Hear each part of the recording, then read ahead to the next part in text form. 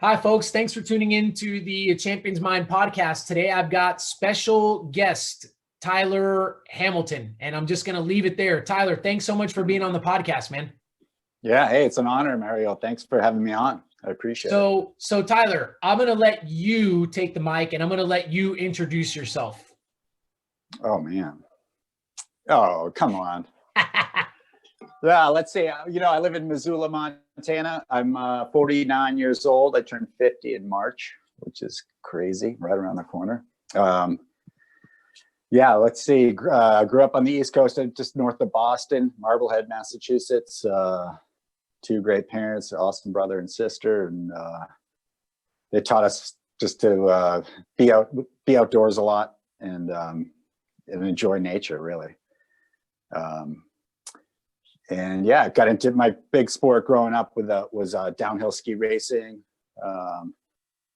and a cross training activity we used for ski racing was cycling. So we'd bike in the summertime when there wasn't snow on the hills.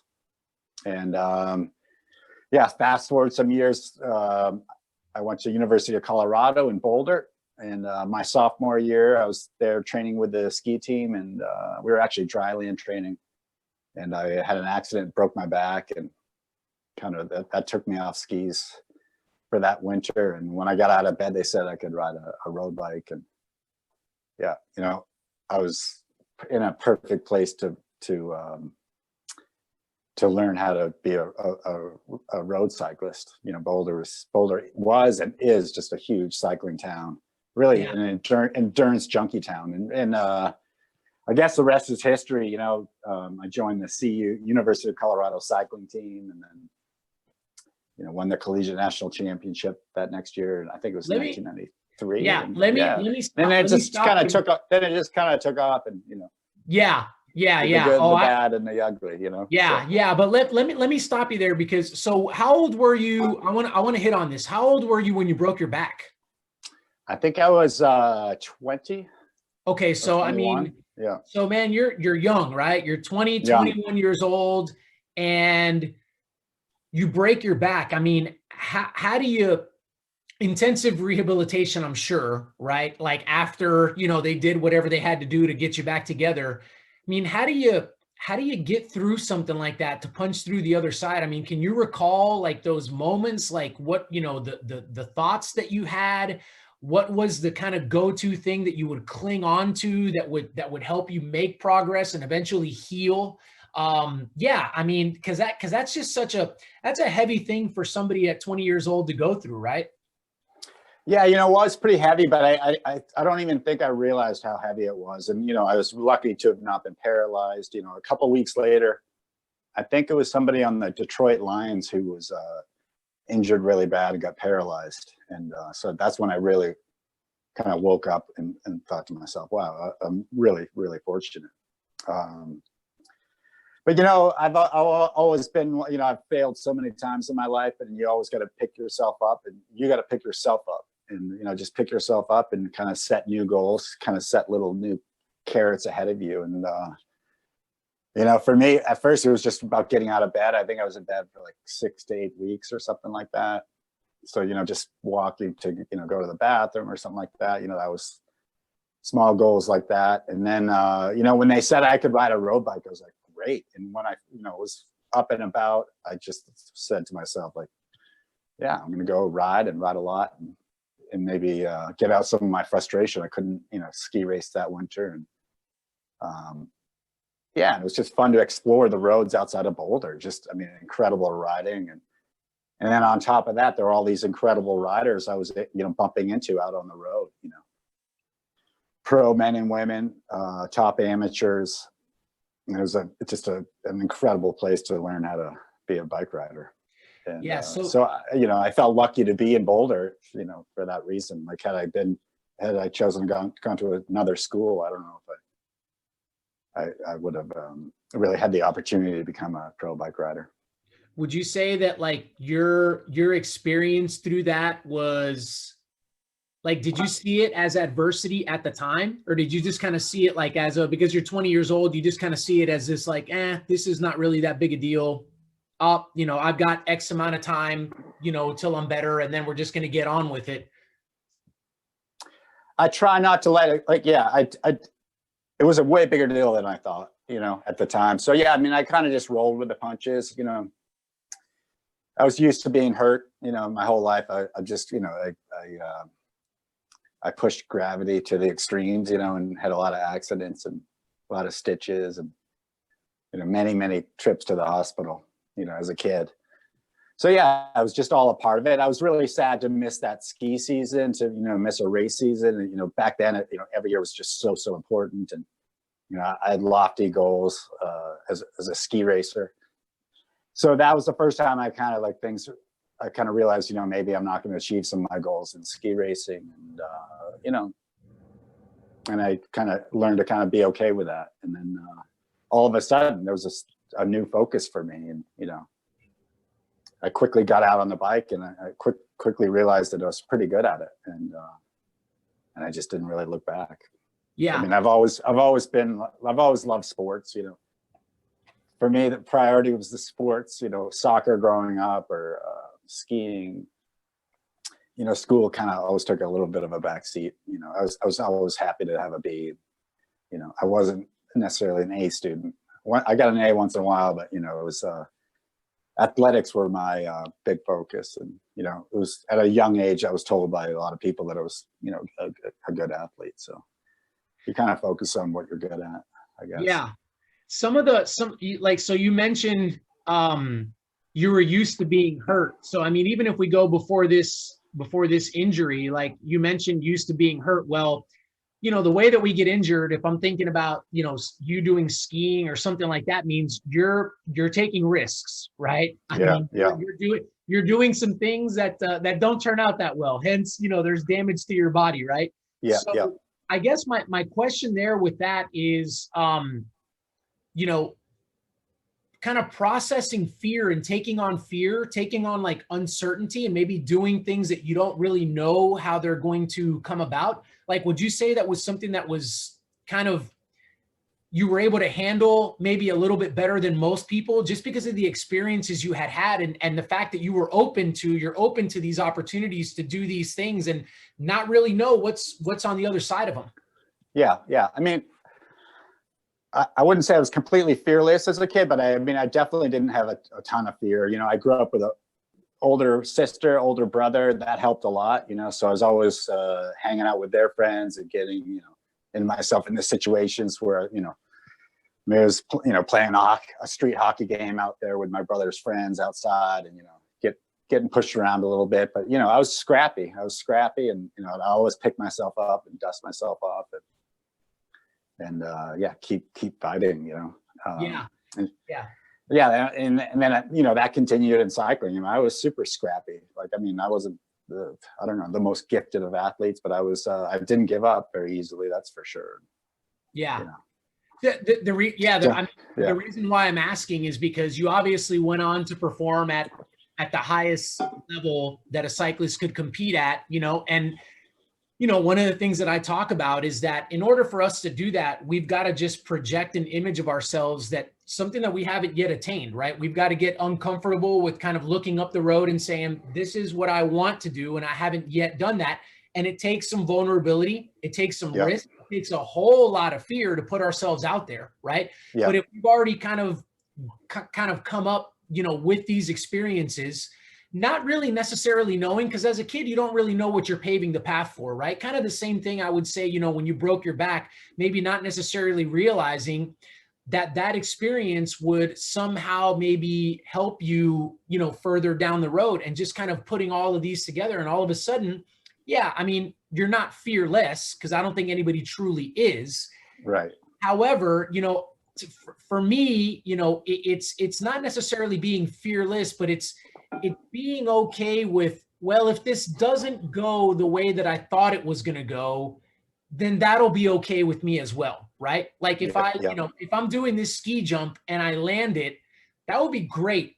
But if I don't, then that's going to be okay too, because I'll figure out why I didn't do it properly, and then be able to hopefully adjust and do it right the next time, right? Yeah, right. Yeah.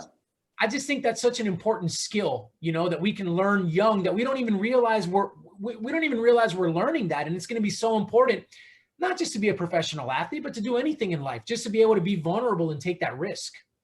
Yeah, I like it. So it's important to be vulnerable, you know, and, you know, I think you can really grow a lot faster that way, being open to really anything, really. Yeah, I think that's important. So that moment, so you're not going to ski anymore. They say, hey, you can get on a bike. You get on a bike. You say you're rubbing shoulders with all these people down in Boulder. I've been to Boulder. I love Boulder. I started out running. So man, just a great place to be for either one of those, sports. And so what was the moment where you're kind of riding and then you're kind of realizing, okay, I know that they're pros or they're amateur, high level amateurs or whatever, but I'm sizing up with these guys. I think there might be something here. I mean, when would you say maybe you started kind of having those thoughts and maybe kind of formulating some kind of a path maybe for yourself to get further along into cycling? Yeah, let's see. There were some training rides, some hard training rides I remember doing back then, and with some of those pros like the Davis Finney, Ron Kiefel, just Andy Hampston, amazing bike riders and amazing people as well. And really, they really gave me a lot of lessons along the way.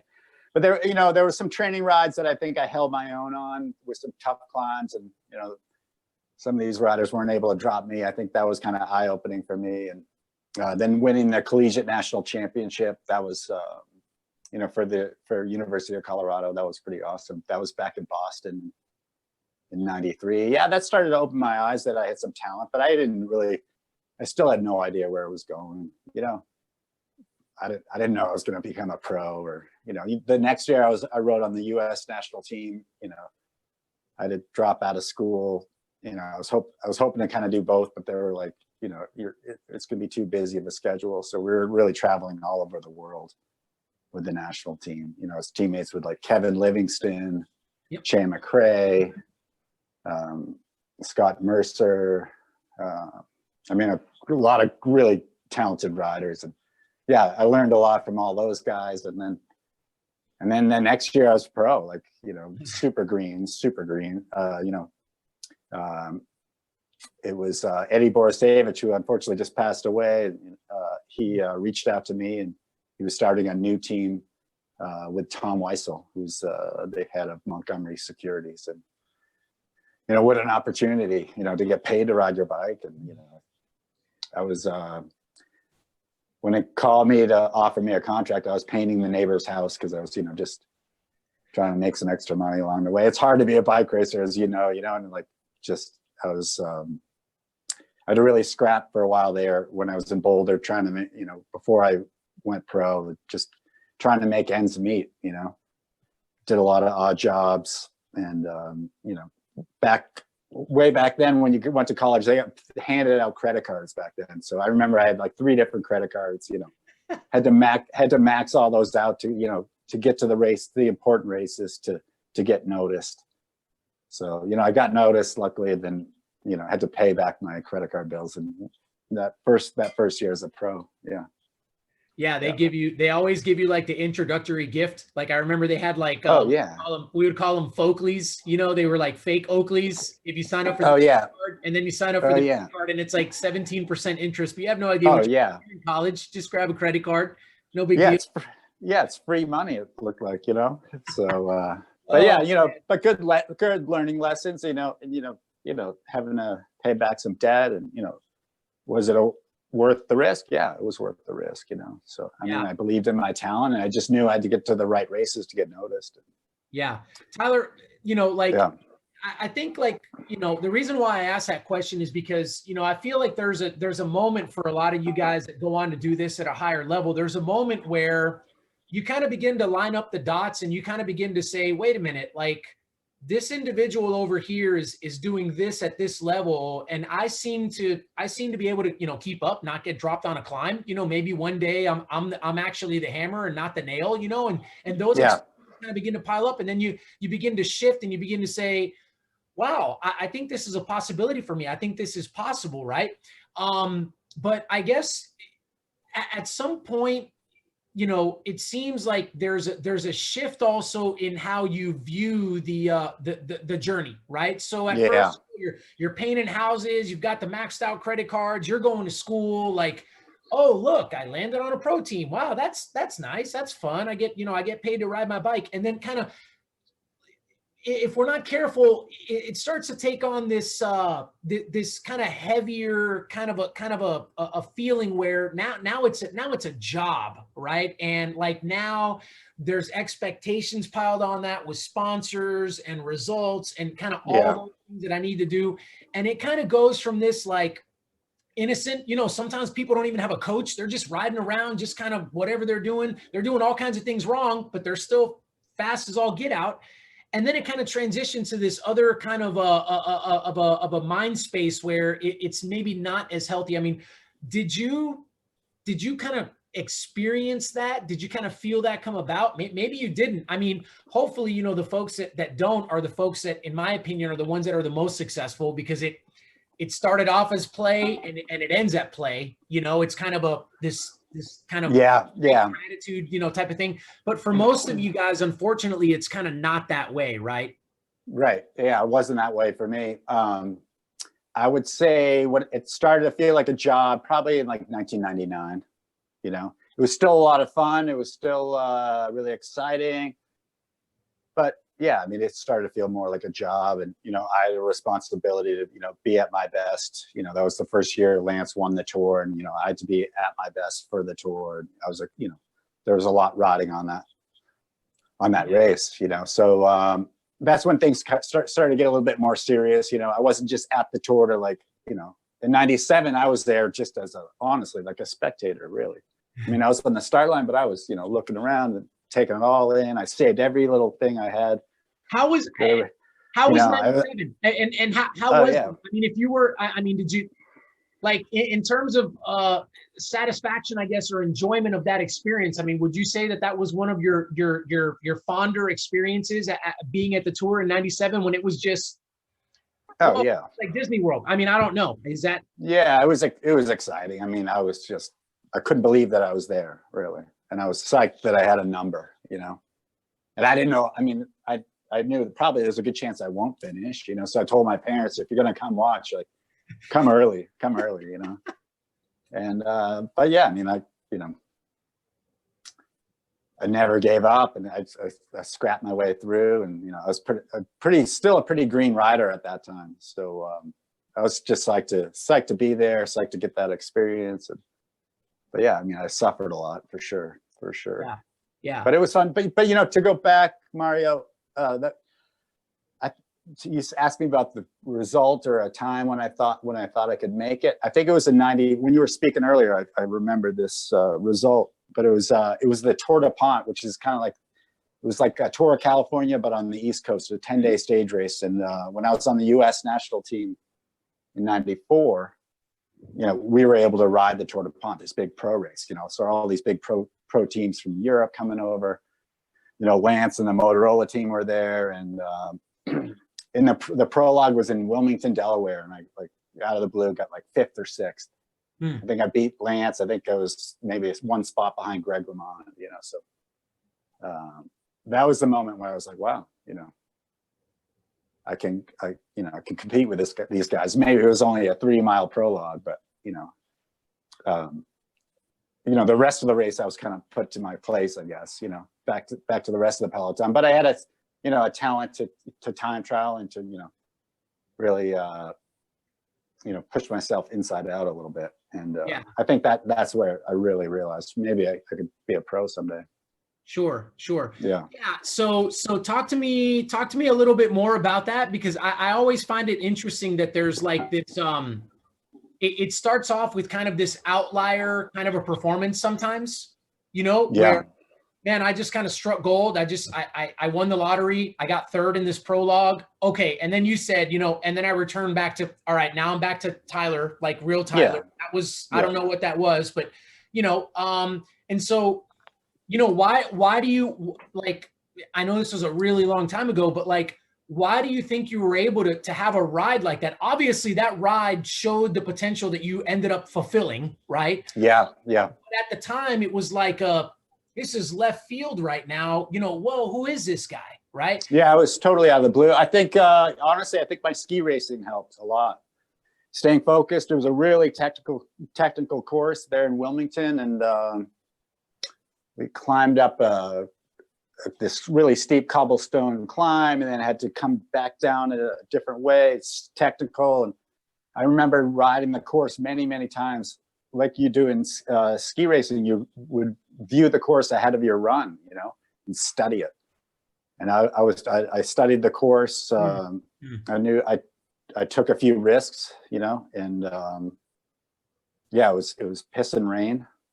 So, you know, and I just went for it. I wasn't scared. You know, I was potentially going to crash, you know, but I didn't. I kept it upright, and you know, it probably helped me that it was raining. So, you know, I just went flat out and didn't think twice about, you know, hitting it if I did hit the deck. Yeah. I mean, there's, you know, oftentimes you hear about, you know, a performance that somebody has that is one that they can remember, where they performed at a really high level. And oftentimes you'll ask somebody to recount it and they kind of can't, right? It's just this it's unconscious. I wasn't really thinking, like you said, I had studied the course. So chances are you're probably out there subconsciously just turning the bike, letting it do what it needs to do, not really thinking about it. It's raining, but I'm not thinking about really that it's raining. It is what it is. That means the pavement's wet. You know, and just kind of, you know, allowing a little bit of that freedom to kind of flow through you to be able to perform nice and loose and relaxed. That's part of the reason why I asked the previous question about going from this place where it's just free. You're in college, you're just working a side job. There's no real pressure. I'm not really thinking about it. Can I go pro? I don't know. Maybe, maybe not. And then all of a sudden, like you said, you know, 97, you go to the tour. Hey, I don't know that I'm going to finish. Mom, Dad, if y'all are going to come early, because who knows what's going to happen. You've got freedom to make it. You've got freedom to not make it. And then you talk about getting to 99 and 99. It's like, no, we're not. You tell Mom and Dad they can go to Paris because you're going to be there because we need you to finish and we've got a high expectation. And all of a sudden it's like we begin to think, and the level at which we are expected to perform begins to go up, right? And the interesting thing about that is that that's okay, because it should be expected, right? I mean, obviously you had the physiological parameters to be able to finish a tour, to be able to ride for a guy that was going to be one of the contenders. You were capable of that kind of a performance. But what's interesting is that instead of just saying, I've done the work, I'm ready to rock and roll, I get what you guys need from me, I can do it, our mind adds this extra little layer, right, on there that we put on ourselves. Like, we're our own worst enemy. Like, we put that extra little bit of pressure on there. Like, okay, like they said this, but okay, but then there's this. And that's what begins to really mess with us, right? Yeah. You know, it's the, you don't need to do anything special because you're already performing consistently at this level. That's all we need from you, is just a consistent performance right here. You know, we don't need, you know, anything bigger than that. And that's what, you know, that's what gets interesting once we start to perform at a higher level. So, but, you know, I may be jumping out of place here, but like, so let's talk about like doing something as grandiose as the tour, 21 days, just a super long event. I mean, man, can you take us through like what happens mentally in 21 days? Like, how does that go? Right. It just seems to me to be such that's like a world war, man. That's like such a long period of time to just mentally be good. And it seems to me to be something that's probably not possible to do. I mean, how do you manage a tour? How do you manage something? I mean, it's incredibly hard, you know, but you just take it one day at a time. That's the only way to do it. That's what I did, you know, really 1 kilometer at a time. I mean, every tour, whether I was going really good or not going so well, like every tour I'd die 1,000 deaths. Like I mean, you have 200 of the best bike riders in the world, you know, and it's the Tour de France. So everybody's at their best, trying their best, you know, nobody's training through the Tour de France. So it's, incredibly hard. And yeah, you keep thinking like, oh, I'm not going to be able to make it. I'm not going to be able to make it. But you don't give up. And next thing you know, you've made it, and that's day by day. And then that goes for the whole race, really. It's, but yeah, just not really looking at the finish line, but just kind of staying in that moment and just, one step at a time kind of focus. Yeah. Or that's what I did. Yeah. But yeah, I mean, so many times I was just like, I can't keep this pace. Like, I'm going to have to give up. But no one else around you is giving up. So like, you can't give up. Right. And you just push yourself a little, you go a little bit deeper, yeah. And when you don't give up, good things happen.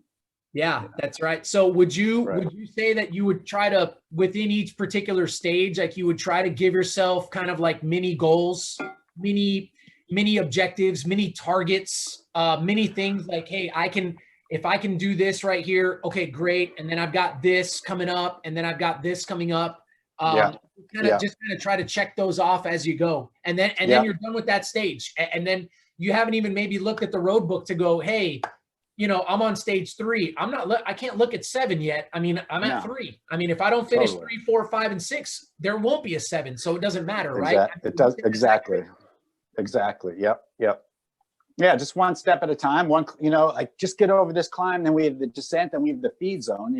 You're always happy to make it to the feed zone, right? And, get some good snacks and that's basically the feed zone is usually the halfway point. So if you can make it to the feed zone, you can make it to the finish, Yeah. And, but I mean, it wasn't all easy. I mean, I spent time, dropped off the back by myself with a bad stomach and, team directors and doctors telling me to quit because, I was sick, but no way, Jose. I wasn't going to give up, unless they pulled me off my bike. I wasn't going to quit. That happened in like the 98 tour, just off the back, solo off the back, where it was like a sprint finish, like normally, where everybody finishes together. I was just in pieces, Yeah. But yeah, I mean, it teaches you a lot about yourself, and then that doesn't make it easy to give up the next time. If you give up this time, like, are you going to give up next time? So just, I tried not to put that in my vocabulary, right? I mean, if I was really injured and I couldn't continue, so be it. But I made it pretty difficult on myself to give up. So, yeah. I kind of had worked my whole life to get there, as being an athlete, pretty much my whole life, and so I felt like a lot of, doing it for my family, for my friends, everyone who would support me over those years, like I was doing it for them, and so no way was I going to give up. Yeah, man, I didn't tell you to do it. We didn't talk before this podcast, promise y'all, but you said something there that is, I want to make sure that folks catch, because when we talk to, like, you're reminding me of, if you've ever heard of Des Linden, I was just talking to somebody about this the other day when she did it was the Boston that she won, I believe, right? And the weather was terrible. And and in that story, she talks about the fact that they came to a feed zone, an aid station in the marathon, and she didn't grab a bottle, and Shalane Flanagan, who was the other American that was a favorite, like she grabbed the bottle, but then she went back to Des and she gave it to her and said, "Hey, how you feeling, Des?" And Des said, "I'm feeling bad." And Shalane said, "I'm probably feeling worse than you. I'm about to drop out," or something like that. And so she gave Des Linden the bottle. And Des was like, she gave me the bottle, dropped out.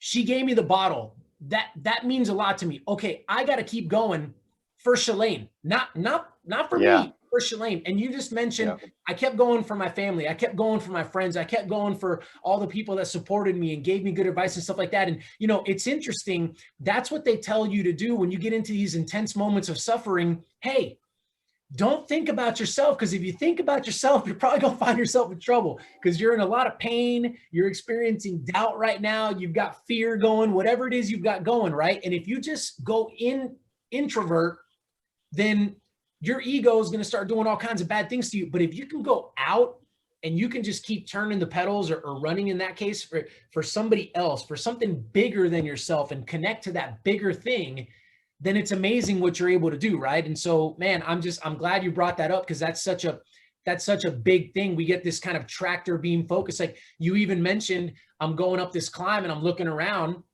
They're not slowing down.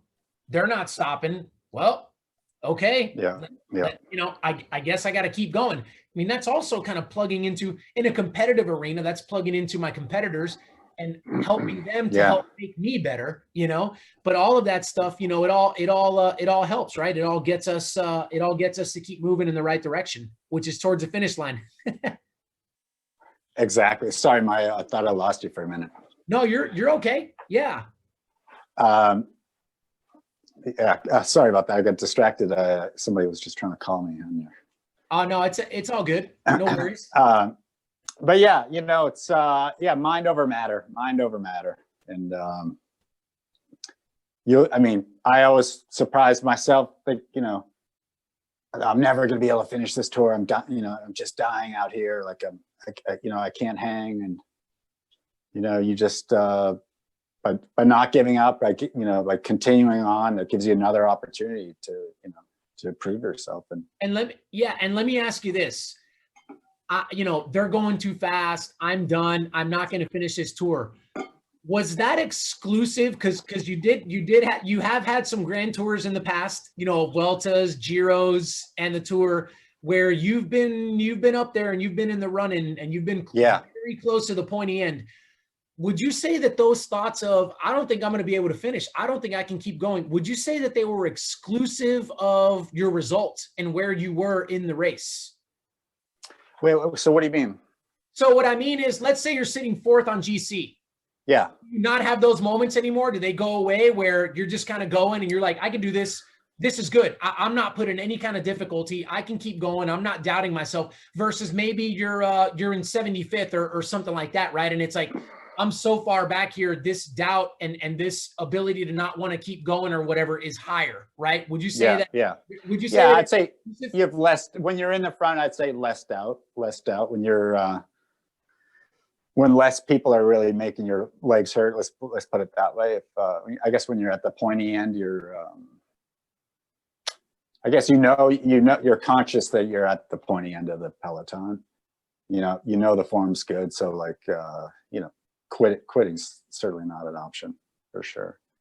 But I think it's important to be able to go through those moments and like suffer through those moments, when you are having bad races, to just keep fighting. A lot of riders have won races when they weren't the strongest rider in the race, not even close, but by the fact of just not giving up, and strange things happen when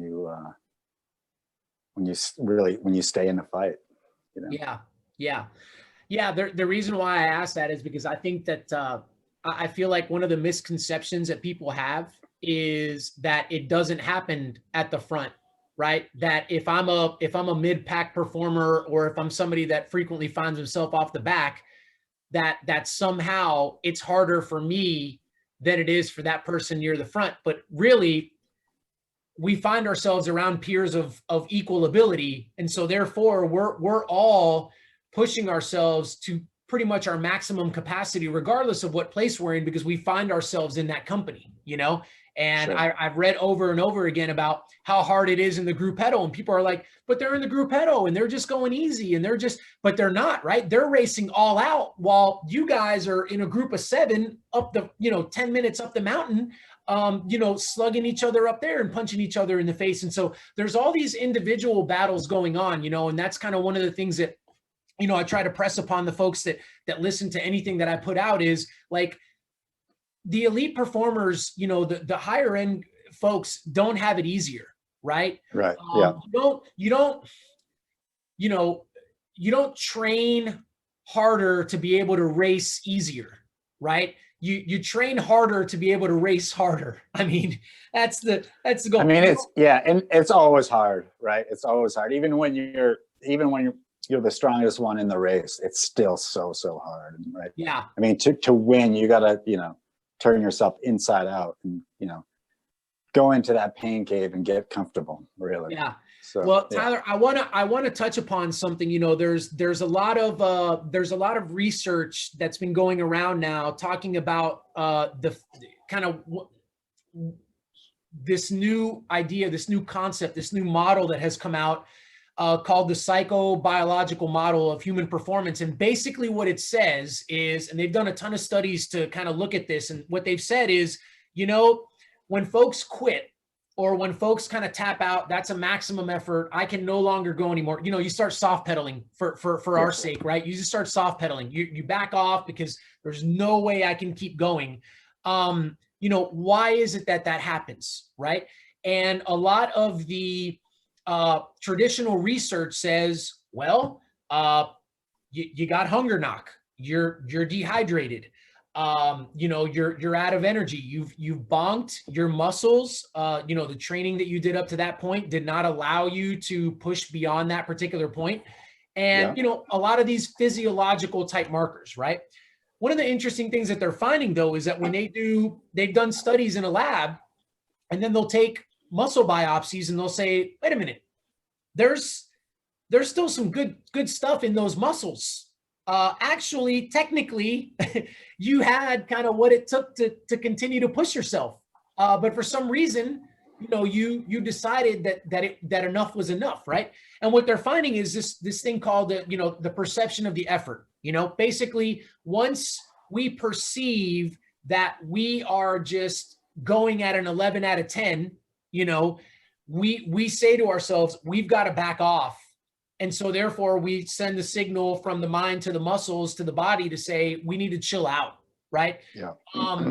But, over and over and over, I've heard you say that you felt like you felt like you couldn't, you felt like you needed to stop. You felt like you needed to slow down, but you just kept going.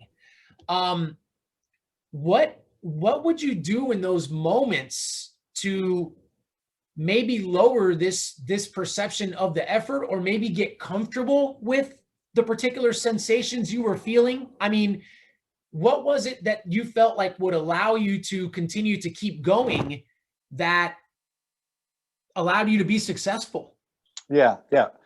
Number one, I'd say just having hope that like it's going to get better, right? Like having hope that, after you crest this climb, you're gonna, on the descent, you're gonna get some water and eat some food, and you're gonna feel better maybe on the next climb. Or having hope that like this pain's not, the pain's not gonna last forever, right? Just having hope that it's gonna be short-lived, and it's gonna, you're gonna be feeling better in a few minutes. But also like just being comfortable with pain, it's just pain,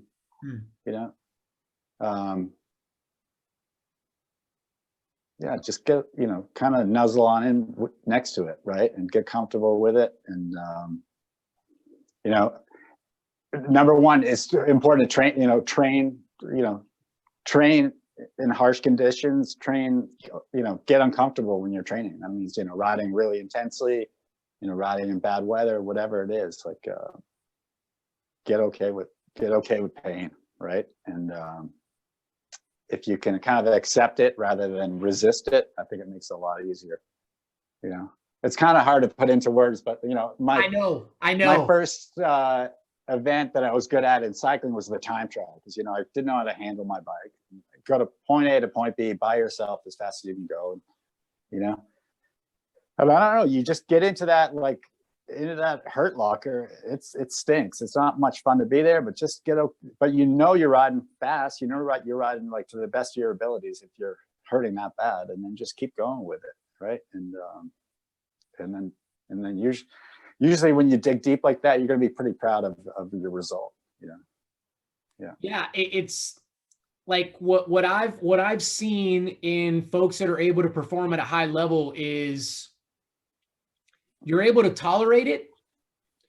You're able to, like you said, and I'm right there with you, man. It's hard to put into words, right? Like I'm like asking you to explain something that you're just kind of like, you're probably taking yourself back to a race, or you're taking yourself back to a workout, and you're like, Mario, I really, but that's part of the problem with feelings, right? Kind of getting into, you know, what I do for a living with mindset coaching. Like, that's part of the problem, is when you ask somebody to explain what is love, it's really hard, right? So it's like, man, Yeah, how do you deal with pain, right? Because pain is it's a physical sensation. I can point to my legs and say, right there, it's right there.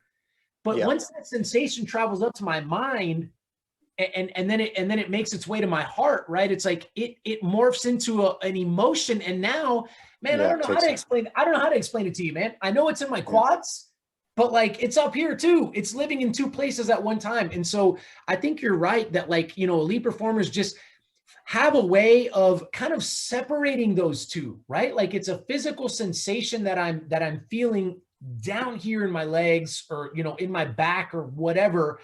But I'm just, when it gets up here, what I'm going to do is I'm going to look at it for what it is and say, hey, it's not going to kill me, and it's not going to last, right? I mean, those are two critical things, right? Like, at some point it's going to end, and it's actually not as intense. I've probably turned the volume up on it myself artificially, right, over what it really is.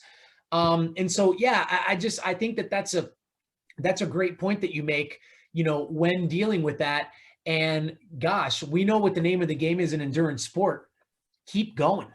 I mean, right. keep going. And in a way, in a sadistic kind of a way, we begin to kind of look around and say, you going to keep going?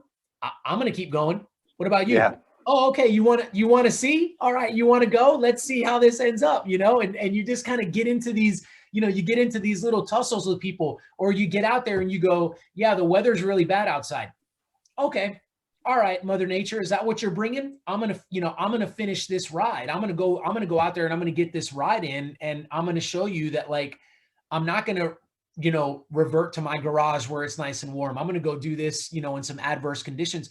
And just like you said, it's just getting comfortable with being uncomfortable, right? There you go. And just training that up. But man, I got to ask you about this. This is like, and I've told you this before, like, one of the, when your name comes up, I think of that one thing, man. I just think of that image, arm. I don't know. I can't remember which one it was, but the arm's up here. It's bandaged up, dude. Your collarbone. Your jersey's zipped down. It's the tour. You did the collarbone. What stage did you break it in? Stage 1 at the finish. Gosh. Yeah. Oh. Yeah, bummer. Bummer. I didn't think. It was a bad crash. It was like you know, when one guy goes down in a sprint finish, you know, it's like you're packed in there like sardines. So it's like dominoes, you know. I think Lance went down, Levi Leipheimer, I think he broke his hip. So it's like, you know, there are plenty of guys who got really injured. Yeah. Let me ask you a question. What, like they say that those first couple of stages in the tour, they say that they are the most chaotic, just insane stages like of any race throughout the entire year. I mean, what's going on in there, man? I mean, are there just a bunch of people that are just kind of, for lack of a better term, I'm not bagging on any of them, but they're just kind of happy to be there, and it's a clean slate. This is stage 1, so let me see if I can do something? Or what would you say is kind of contributes to, because, you know, by 5, 6, 7, you guys are settled in, there's a pecking order, it's kind of a little bit more just kind of, everybody gives each other a little bit of space. There's not as many risks taken, maybe, you know, and something like that. I mean, what would you say is happening in those early stages that makes it just so nuts? Yeah, well, I mean, you have like 200 or maybe 180 of the, you know, best cyclists in the world. Everybody's gearing up for that race.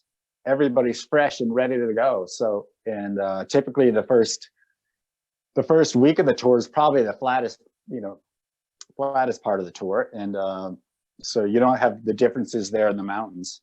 So everybody's trying to get to the front. This is their chance to get a result for themselves or a result for their team.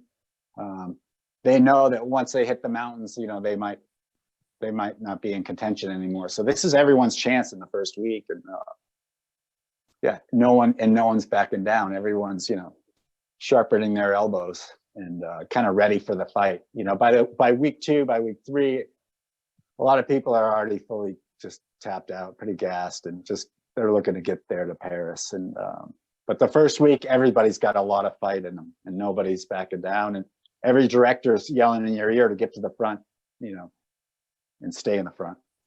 And so, yeah.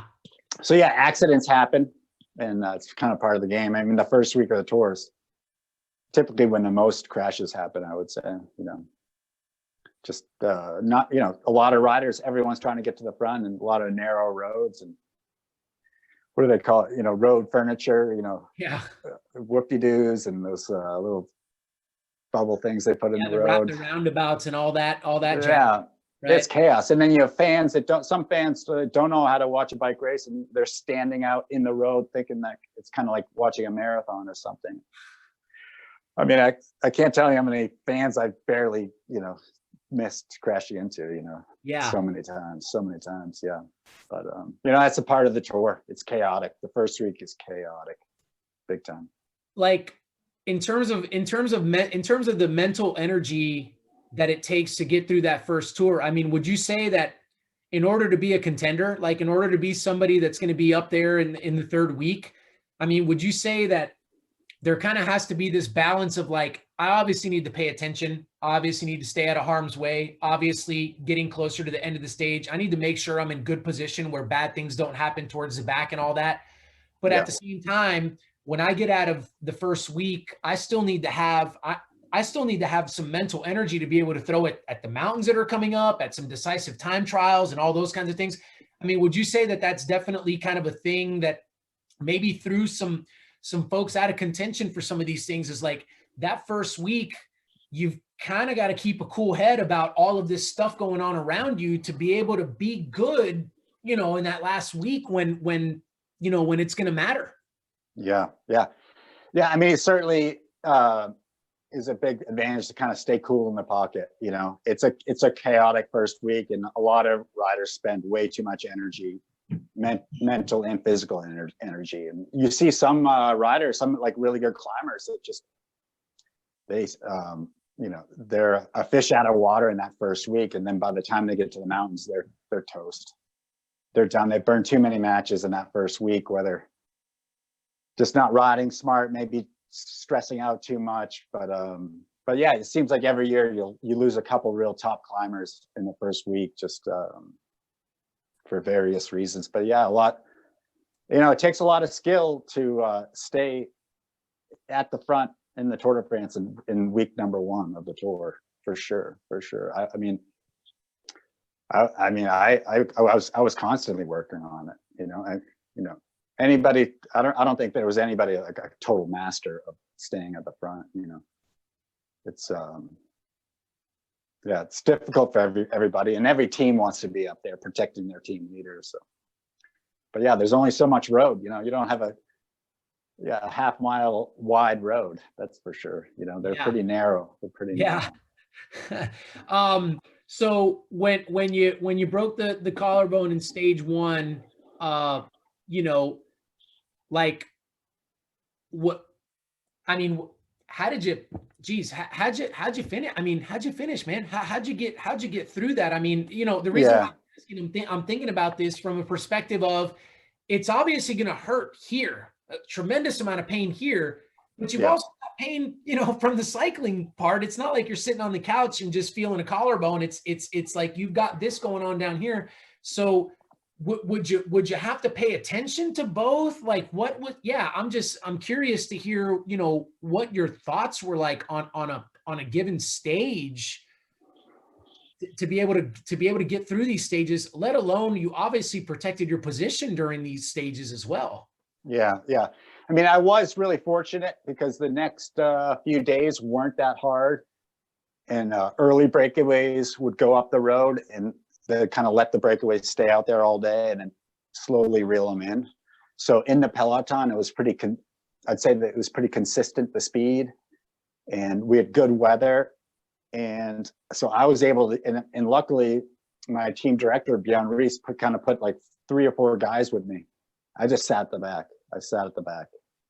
And just try to get through it. And luckily, if there was crosswind, I would have been in big trouble. Or if it was raining, probably big trouble.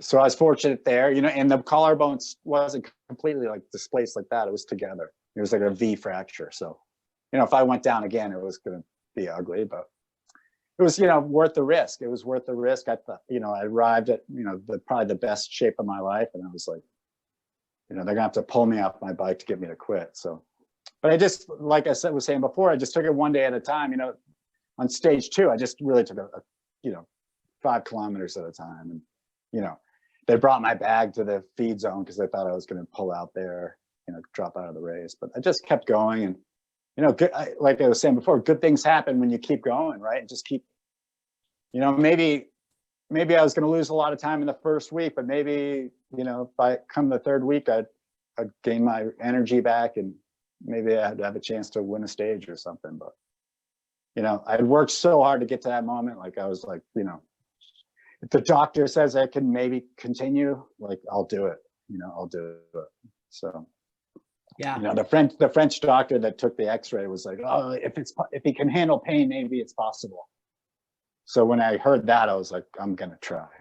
Yeah. So, I mean, you've said it repeatedly, you know, on here, and it bears mentioning, like you've talked about the present moment so often, and it's so important, right? Like the present moment is it's the only moment where, number one, all possibilities exist. Yep. Because they do. And number 2, it's the only moment we have control over. I mean, you can't be anywhere better than the present moment when both of those things are valid statements. If you jump to the past, those aren't true, neither one of them. And if you jump to the future, neither one of those are true either, you know? And so, you know, it's interesting with that particular injury that occurred. You really had to just narrow it down and really not get ahead of yourself because, well, the bag's at the feed zone. I mean, let's, I don't know, let's get to the feed zone and then we'll just kind of figure it out. And okay, we passed the feed zone. Nope. All right. Doing okay. So then you just kind of stay present. You just keep moving and you just keep moving. And you just keep moving. I mean, bad things happen when we go to the past, and bad things happen when we go to the future, you know, within a performance, right? That's great. Sometimes it's okay to visit those afterwards to see what we could have done better and how we can improve and kind of where we're going. But, you know, within a 21-day race, no, we're not trying to jump ahead to anything, you know? So yeah, but let's jump ahead now. Let's talk about, so you're living in Montana, so you kind of pack up the cycling career and you call it a day. So what are you up to now? Oh yeah, I moved up here to Missoula like 8 or 9 years ago. It was a great decision for me. You know, it was nice to kind of I was living in Boulder, and it was kind of nice to kind of step away from that whole life. And you know, I was in the middle of writing a controversial book at the time, and I was like, I think I need some kind of space away from this. And Montana's been great. It's been great. I get back to Colorado like every month. I work for a money manager in Denver called the Black Swift Group. So I get down there to the office for like typically a work week once a month.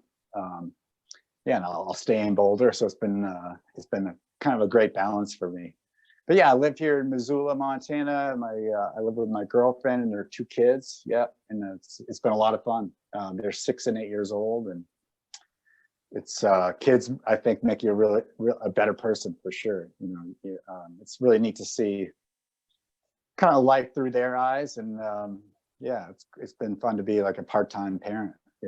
Yeah, I mean, you talk about bigger picture. You're part of a bigger picture, man. It is. Once you got little ones, it's no longer about you, man. Yeah, and then I have a great golden retriever named Sailor. She's about 1.5 years old, and I love dogs. So yeah, getting out. You know, I don't bike like I used to. I'm kind of like a social cyclist now. You know, I ride maybe once or twice a week. You know, when the weather's good. And but yeah, get out, do some running, do a bunch of yoga. Let's see, paddleboarding. We have a bunch of rivers here in western Montana, so I like to paddleboard on those during the summertime.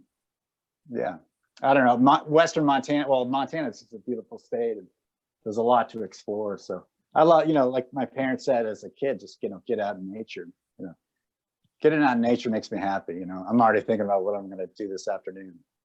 Awesome, man. That's awesome. So would you say that kind of once you exited cycling, kind of the way that it came about and all of that, would you say that it's been a journey to kind of return to kind of, all right, everything happened that happened. You wrote the book. I'm sure that you were on a lot of TV shows and did a lot of interviews and had to do court hearings and all that kind of stuff. And so you kind of got this, but you say you're coming into Boulder now, once 1 week a month, and like you're like, I enjoy it. It's a nice balance between going back to Montana, going home, and then coming into Boulder. I mean, would you say that was part of that was kind of a thing, right? It was kind of a challenge for you to maybe kind of to get to a place where that was okay, right? And not causing that remorse, regret, kind of icky feelings in you, Yeah. No, I mean, time heals, talking about it openly heals. Like it's been a wild ride for sure. And, I've learned so much during this crazy ride for sure. But I feel really lucky, there's been a lot of forgiveness, and that's pretty special. I thought I was like 10 years too late to, tell the truth, really, and that really opened my eyes a lot, and really makes me appreciate my friends and my family, all the people who were there for me. There was some super difficult times, and but I feel really lucky to have gotten through it. Some riders didn't make it through. And it was tough on me. It was tough on a lot of my old teammates and competitors, and cycling was there was one point in time it was a dirty sport, and I arrived in the 90s, and it was, doping was rampant. In 97, when I arrived over in Europe, it was rampant. It was just, it was the sad truth. And how it got that way, I don't know. People point the fingers every which way, but, I think it was just as a whole, it kind of grew to this, into a bad place. And I think in the sport, and the sport suffered, partly to what I did and the choices I made. So I always thought to myself, like, there's way too many people that know that are involved in the truth that doping was, rampant, and that too many people involved in the doping aspect of the sport for the truth not to come out. I was always really worried about that, when I was doping. I thought, someday this is going to come out. And it did. And, luckily it did. For the sport, for future generations of the sport. Yeah. But it's been a wild ride. I mean, it was some really hard years for sure. And, I wouldn't want to go and repeat those again, but, I feel lucky to be where I am today and be able to talk openly about it and go back to Boulder and not hang my head low or put a baseball hat on or have to wear sunglasses, because there was a time that I was, pretty ashamed of it all, and just it was some heavy years, and so, and not just for me either. There's a bunch of riders went through it. So so I feel for every one of them. So. I mean, it's I think I would say that, for the folks watching or listening to this, one of the things that comes up in when I think about a doping culture, an athlete that chooses to make an unethical decision, I had heard, and now I've experienced firsthand, that you are the most caring, generous, nice guy, came from a good home, just nobody had anything negative to say about you, but he does these things. He's done these things. And I've read your book, I've read some other books, and we're talking about like flushing stuff down toilets and running from and not crossing borders and like we're talking about like living, doing things that you could be prosecuted for in a criminal court, and it's like, how does such a nice guy and that, like, how do those two worlds come together? But the one term that we use is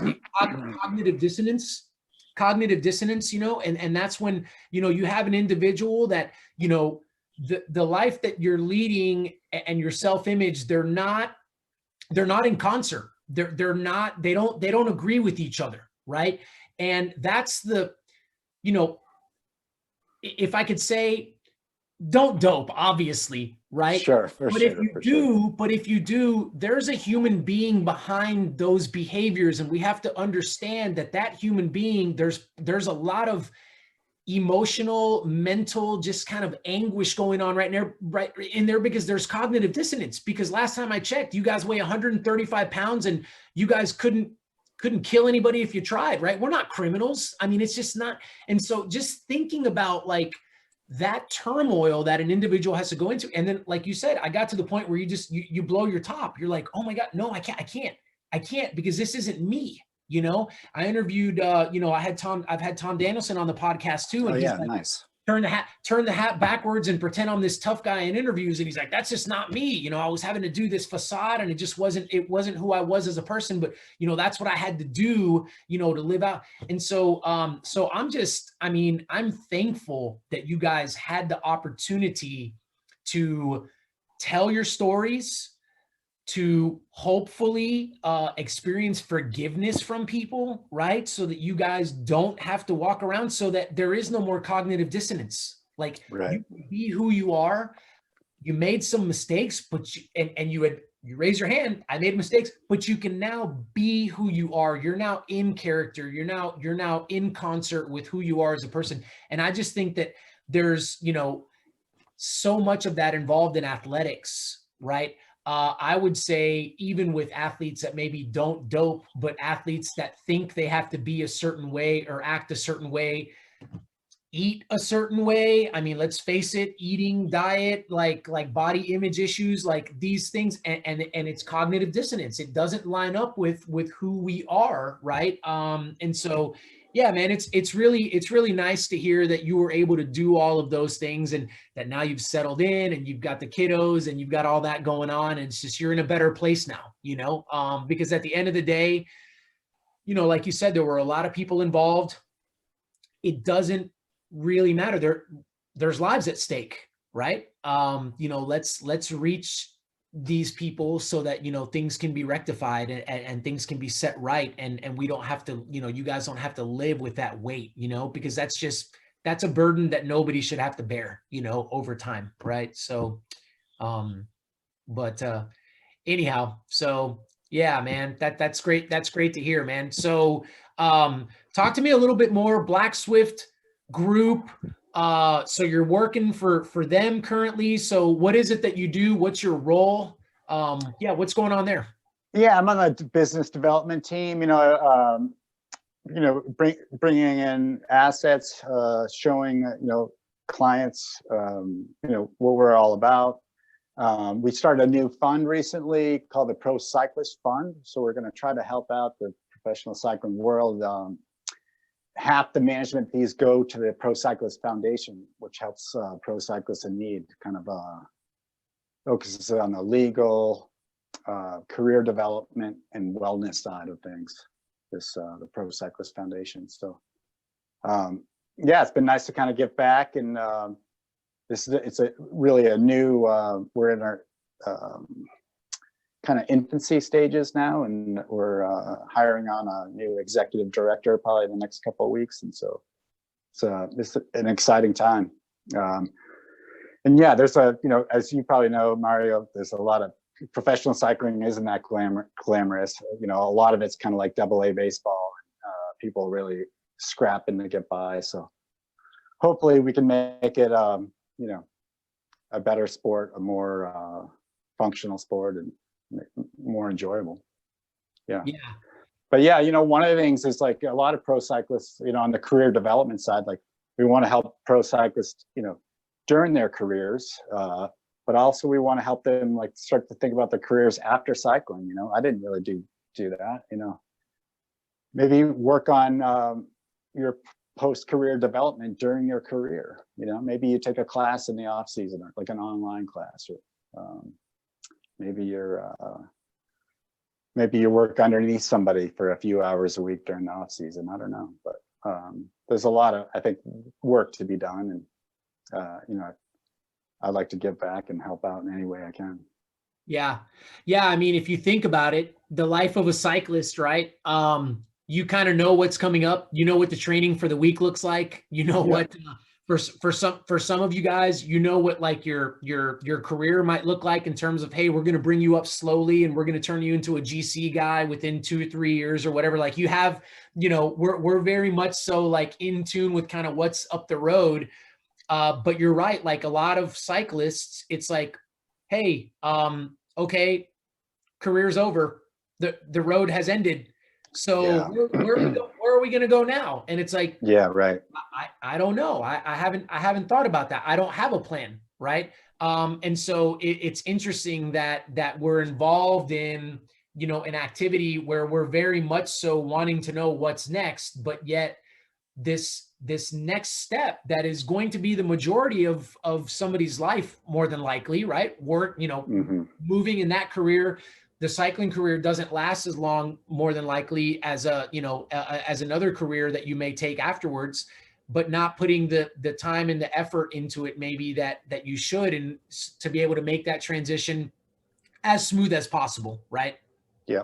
And typically your career doesn't end exactly the way you were hoping for it to end. You know, maybe it's like, you know, a rider who makes the pro ranks, and you know, maybe they're trying to ride one more 2-year contract, and you know, they don't get that opportunity. Maybe they get injured, or you know, who knows what. But like typically it doesn't end exactly the way you want it. So it's like, start thinking about it during your career. You know, I think some people think it's weak to think about something else after your career because you're not putting 100% focus onto the task at hand, which is riding your bike fast. But you know, it can be kind of a nice little distraction to think about something else. And you know, cycling requires so much energy and focus, but like to think outside the box a little bit, and you know, work on a skill, an existing skill that you have, or maybe a new one that you're intrigued by. You know. But like little things. It doesn't mean you're, you know, putting your cycling career on hold by thinking about something else. But just, you know, maybe it's just a couple hours a week. But you know, you make that commitment, and then you continue to do that. You know? I mean, I wish I had somebody kind of telling me that. I mean, I still type like this, you know, like a bird. You know, with social media, I think that's one of the things that's come out a little bit, is the fact that you know, Chad Haga, right, a Texan, you know, he plays the piano, and there's videos of him playing a piano. Julian Alaphilippe, I can't remember what he was doing the other day, but he can do something kind of cool. I think he plays the guitar, you know, and there's tons of guys there's tons of guys in the peloton that you know, they use their time to do some of these other things, because you're right, man, it's a pressure cooker. I mean, when you're at the tour, we're not asking you to take a finance class online, you know, in between stages. Like that's not what we're asking you to do. But like when you do have some downtime, you know, it would be a good idea maybe to do some of that, because when you're on cycling, we need you 100% on and present for your safety and for the safety of everybody around you, right? We need you there.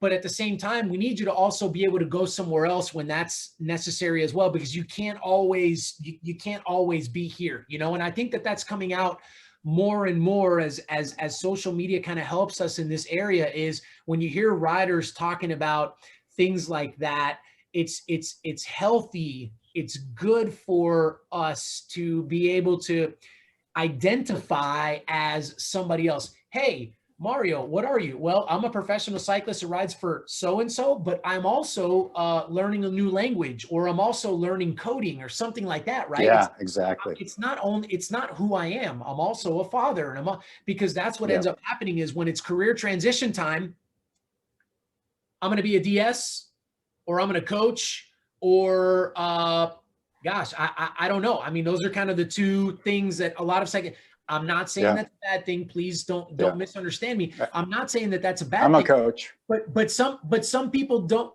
If you don't have a passion to be a coach or a DS, you kind of sit there and go, yeah, do I need to be a coach or a DS? Because that's what everybody else does. But no, maybe it's not what you need to do. Maybe you need to go into cooking or something. I don't know, right? But yeah, I agree with you, man. That's vastly important, because man, if we don't learn anything from cycling, we make some darn good whatever else we want to do after cycling. Because last time I checked, if you can make it through a Tour de France, you can pretty much do anything you want. If you put your mind to it, the doors are wide open, right? So getting these people the opportunity to just do something and be just as successful at that than they are at cycling, Yeah. Yeah. That's what I tell bike racers. If you're a bike racer, you know how to work hard, right? And you know how to dedicate yourself. So you have that going for you, So just change your mindset a little bit, focus on something, and the world is your oyster, really. I love it. Well, hey, I don't want to take too much time from you because I know you want to get outdoors. But I have one more question for you though, man. Just an interesting little question here for you. If you had to name who was your favorite teammate and why? Oh, that's a tough one. But yeah, I'd say this French guy, Nicolas Jalabert, the younger brother of Laurent Jalabert.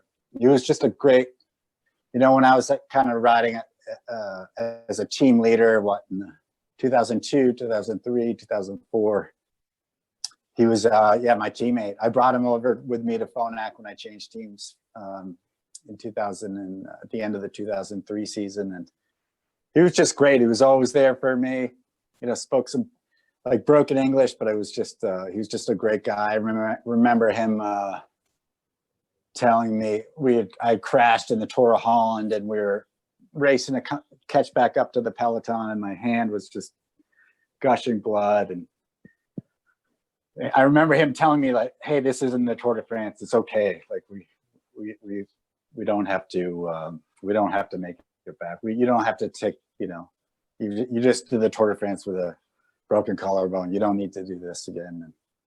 And he was just a great guy, and always there for me. So yeah, Nicolas Jalabert. Yeah. That's interesting. I'm gonna have to take that one and run with it a little bit, because that's interesting, because he had the wisdom to say, "Hey, Tyler, I know you're a tough guy, but let's not be a tough guy right now." There was like blood everywhere. And like it's not important to be a tough guy right now. If this was the Tour, maybe, but this isn't, right? So we don't need to do that right now. I think that's great wisdom and insight that he gave you there. It's like we've got to be able to channel, right, like this energy when we need it, and be smart about that. And sometimes when you're a dog in a cage, like it sounds like you were, it's like I was just used to it. That's what I did. That's what I always did. So I was like, yeah. And there's this guy with just an incredible piece of wisdom, telling me, in the middle of a bike race. And I was like, oh yeah. Okay. Yeah, man. Yeah. That's awesome. I love it. Well, hey, unfortunately I thought of one more question. What is what's your craziest memory at the Tour? Like something that happened and you were like, man, that was like funny or crazy, or I don't know. It doesn't even have to do with riding, because I'm sure that whatever. Just on the climbs, you just get all these, yahoos running next to you on the climbs, just different. I can't think of one experience, but just in all sorts of wild outfits, and with bongo drums and trombones and whatever. Just and stuff that would make you do a double take, like, because. Yeah. Just bizarre stuff, and people just having a good old time out there on a climb in the Tour de France. And typically you're riding slow enough that they can run alongside of you for at least 5 or 10 seconds. And sometimes it was just pure comedy, and it was kind of a nice distraction at times. Yeah. Who are the Basque fans the craziest? Are they they're crazy. The Dutch are cool. The Dutch come down, come south, and they bring a lot of passion. That's for sure. They have this corner on Alpe d'Huez, Dutch corner. Yeah. Dutch corner, which is just cool. And it's just loud, and, you know, they know how to do it right. And the Dutch are just great people. The Danes. Yeah. Love the Danes. So, but yeah, the Basque are intense, great fans. Yeah. So awesome when fans, I mean, when these guys are in your way, cause I'm sure the camera doesn't do it justice, man, do you guys like, were there moments where you guys had to like soft pedal a tad just to make sure you didn't hit the guys in front of you that were parting that, you know, it's like the parting of the Red Sea, right? It's like these guys, they get out of the way at the last minute. I mean, how often would you think to yourself, I'm about to run this guy over, you know, because people don't realize here in the States, those races are happening at, you know, 3-4 o'clock in the afternoon. They've been hitting the ball a little bit, you know, so it isn't 8 o'clock in the morning like it is with us. We're drinking coffee here in the States. They've been having beer and wine, you know? So, I mean, was it often that you would think to yourself, I'm about to bowl this guy over, man? Every once in a while, but typically they knew how to do it, and they'd be jumping away at the last second, but yeah. Okay. But yeah, it's pretty wild how that all works, you know? Yeah. Dangerous, but yeah, you know, you're so all the oxygen was going to your legs, you know, so you're a little bit foggy up here, right? And it almost just seems like a weird dream you're in, really. Wow. You know? Yeah. But yeah, all these people right in front of you, and then they're peeling away at the last second. But yeah, cool experience, absolutely. Yeah. Yeah. But glad it's over too. Yeah, I'm sure. Yeah. Man, Tyler, thank you so much for being on the podcast. I really appreciate it. I really enjoyed our conversation, man. And yeah, I'm looking forward to seeing what all goes down with the Pro Cyclist Fund. Sounds like you've got something really, really interesting going on there. Yeah, I mean, is there anything else you'd like to say about that before we close, or? No, I mean, thanks for having me on. It's been, a real honor to be on your podcast, and yeah, keep up the good work. Hopefully we'll go out for a ride one day. Hey man, you tell me when and where, and I'll be there. Okay. That'd be great. Awesome. Tyler, thank you so much for your time, man. I appreciate you. Thanks, Mario. All right. Take care.